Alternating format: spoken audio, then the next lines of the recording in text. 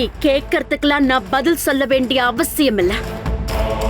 உன் கையில நீ வச்சிருக்கிற ஆதாரத்தையே என்னால உடைக்க முடியும். நீங்க என்னதான் உடைச்சாலும் நீங்க தான் குற்றவாளின்னு என்னால நிரூபிக்க முடியும். எல்லாரோடவும் சேர்ந்து என்னை ஏமாத்தினது மட்டும் இல்லாம என்னை எச்சரிக்கை பண்ற அளவுக்கு வந்துட்டியா? அப்புறம் நான் உன்னை விட்டு வச்சிருவேன்னு வேற நீ நம்புறியா? ஏய், வர தீபாவளி உனக்கு தல தீபாவளி. அத கொண்டாட உன் தலை இந்த வீட்டுல இருக்காது.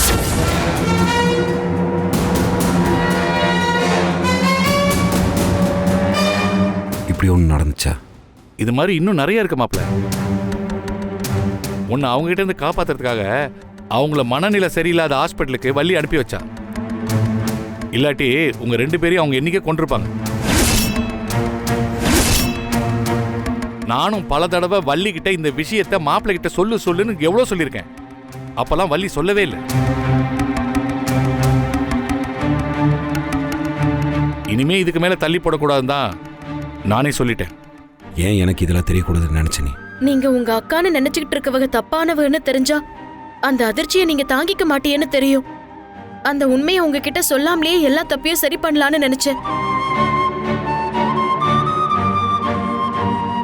நீங்க எந்த தப்பும் பண்ணல, எந்த பாவமும் பண்ணல. நீங்க நம்பினவ உங்களுக்கு மோசம் பண்ணிருக்கா.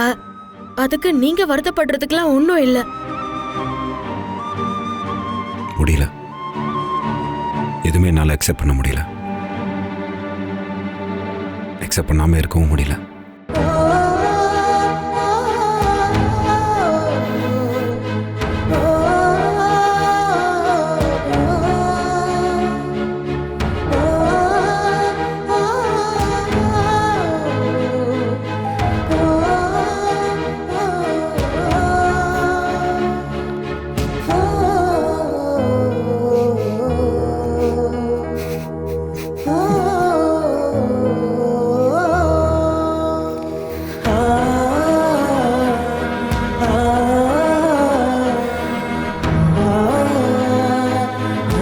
என்னங்க?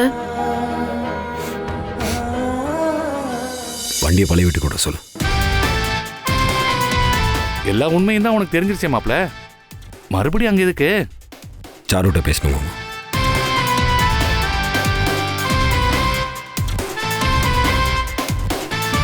நீங்க வாங்க போலாம்.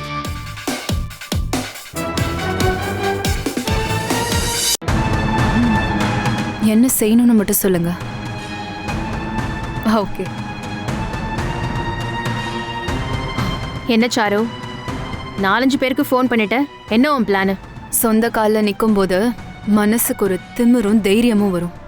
அதை அடிச்சு காலி பண்ணும். அப்படி செஞ்சுட்டா தரையோட தரையா கிடப்பாங்க. தரையில கிடந்தா அவங்க நம்ம உயரத்துக்கு எந்திரிச்சு நிக்க முடியாதுன்னு நினைக்கிறியா?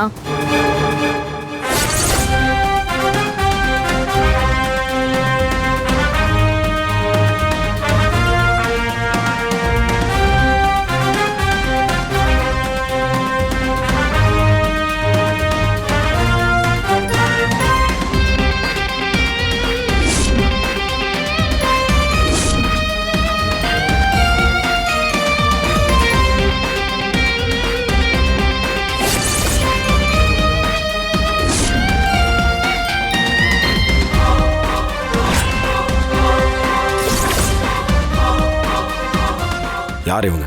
கெஸ்டா? பேசி அமுச்சு விடுங்கிட்ட பேசணும். அது கெஸ்ட் எல்லாம் இல்லைங்க, வேஸ்ட். என்ன அப்படி பாக்குறிய? எப்படி புத்திமதி சொன்னாலும் திருந்த மாட்டியல்ல? ஓ, திருந்தாத ஜென்மம்னு சொல்லுவாங்களே, அந்த டைப் பார்ட்டி அது. ஆமாண்ணே.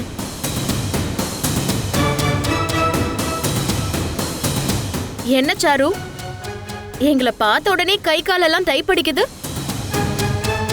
இன்னும் என் வீட்டுக்காரர் பேசவே ஆரம்பிக்கலையே. பேச வேற ஆரம்பிச்சா என்ன பண்ணுவ?